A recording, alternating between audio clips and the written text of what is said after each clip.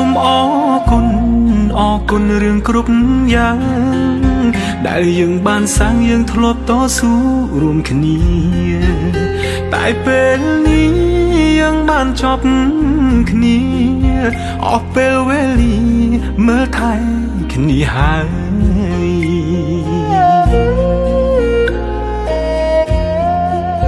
យើងបែកគ្នាហើយគួរយកថ្មីរៀងខ្លួនគុំនៅគុំគួនគុំនៅស្អប់គ្នាទៀតអី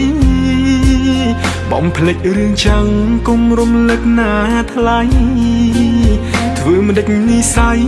យើងបានត្រឹមនឹងចោតបងមនុស្សខំបងអ្នកខំក៏បានរឿងទាំងប៉ុន្មានគឺអូនអ្នកត្រូវទាំងអង្គ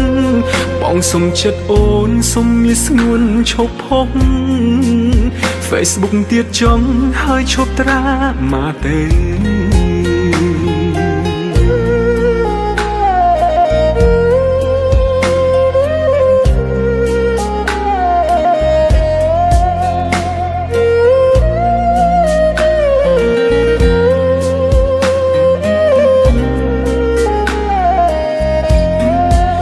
សូមអរគុណរឿងគ្រប់យ៉ាង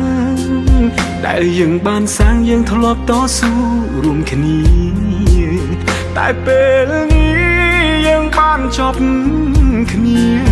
អស់ពេលវេលាមើលថែគ្នាហើយ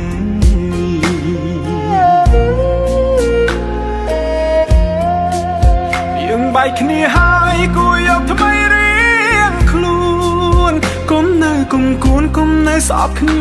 ទៀតអីបំភ្លេចរឿងចាំងគុំរំលឹកណាថ្លៃ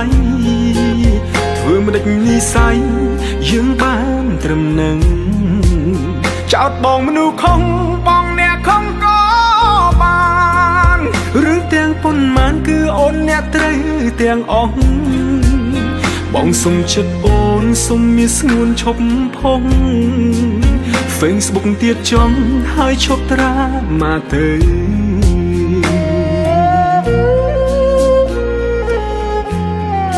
អូនគិតថាបងមនុស្សមិនល្អហើយទៅចង់អូនអើយទៅរកអ្នកសមនឹងថ្លៃបងមនុស្សអាក្រក់ដូចអូននេះហើយក៏គ្មានអ្វីឲ្យអូនលងឡើយខ្ញុំចាក់ចាញ់ខ្ញុំចាចាញ់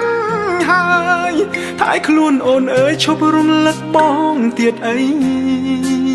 អូនក៏មានមនុស្សដែលគេស្រឡាញ់ថ្លៃសូមជូនពរស្រីឲ្យមានក្តីសុខ